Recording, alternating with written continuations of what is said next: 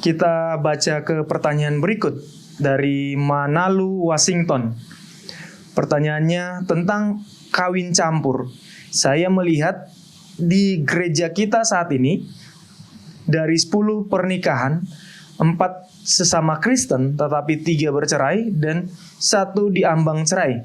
Sedangkan 6 pernikahan Kristen dengan non-Kristen juga, non-Kristen justru ini yang bertahan hingga saat ini. Pak Pendeta, mohon pencerahan, terima kasih. Terima kasih. Ini pertanyaan tentang memohon pencerahan tentang perceraian.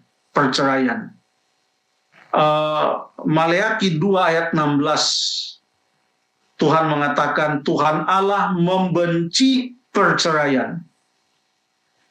Maleakhi 2 ayat yang ke-16. Allah membenci perceraian. Yesus berkata dalam Matius 19 ayat yang ke-5 sampai ayat yang ke-9. Ada percakapan antara Yesus dan orang-orang Farisi. Dan firman-Nya, ini firman Tuhan. Sebab itu laki-laki akan meninggalkan ayah dan ibunya dan bersatu dengan istrinya, sehingga keduanya menjadi satu daging. Demikianlah mereka bukan 2 lagi melainkan 1. Karena itu, apa yang telah dipersatukan Allah tidak boleh diceraikan manusia. Tapi sangat disayangkan sekarang orang melihat perceraian itu sangat mudah sekali dilakukan. Padahal ajaran Alkitab mengatakan apa yang sudah dipersatukan Allah tidak boleh diceraikan manusia. Lalu orang-orang yang bertanya kepada Yesus itu berkata kepadanya, jika demikian, mereka katakan, orang-orang Yahudi ini, ahli-ahli Taurat, apakah sebabnya Musa memerintahkan untuk memberikan surat cerai jika orang menceraikan istrinya? Kalau memang tidak boleh bercerai, kenapa Musa memerintahkan memberikan surat cerai jika orang menceraikan istrinya? Kata Yesus kepada mereka, karena ketegaran hatimu, Musa mengizinkan kamu menceraikan istrimu.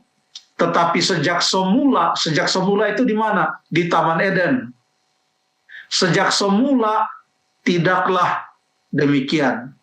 Lalu Yesus lanjutkan, aku berkata kepadamu, barang siapa menceraikan istrinya kecuali karena zina, lalu kawin dengan perempuan lain, ia berbuat zina. Jadi menurut ajaran Yesus, perceraian hanya bisa terjadi karena zina.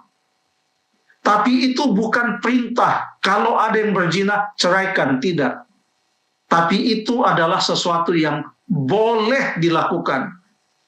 Tetapi itu bukan pilihan utama. Pilihan pertama adalah apa yang telah dipersatukan Allah tidak boleh diceraikan. Lalu dengan pertanyaan dari Bapak Washington Manalu mengenai statistik di gereja, saya tidak tahu di gereja mana ini. Pertanyaannya tadi mengatakan di gereja di sini di mana saya kurang tahu juga. Apakah statistik bisa menjadikan landasan kenyataan dan landasan kebenaran? Saya mau kasih satu contoh di dalam Alkitab. Tolong Jeffrey dan Cato tolong jawab. Ada 12 orang yang diutus untuk mengintai negeri Kanaan.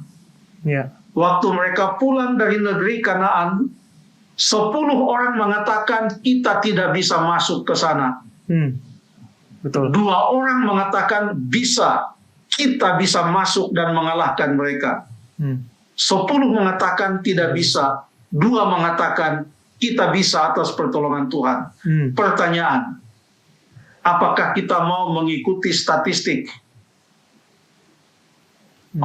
Menurut survei, 10 mengatakan kita tidak bisa. Berarti 10 ini yang benar. Menurut survei, dua mengatakan kita bisa, tapi mereka kan cuma 2 orang. Iya. Berarti tidak betul itu, minoritas itu. Statistik dalam beberapa hal tertentu bisa digunakan untuk riset atau research. Orang melakukan research secara kuantitatif.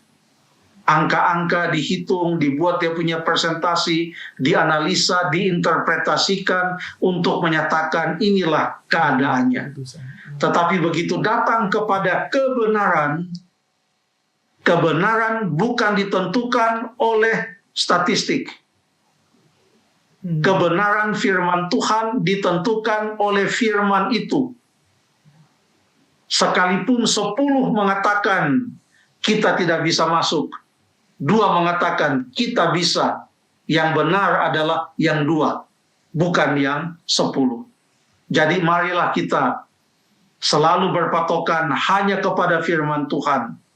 Jangan sampai iman kita menjadi lemah, melihat ke kiri ke kanan, kok jadi banyak yang demikian, berarti tidak apa-apa dong. Jangan demikian. Kita harus selalu berpatokan hanya kepada firman Tuhan. Terima kasih.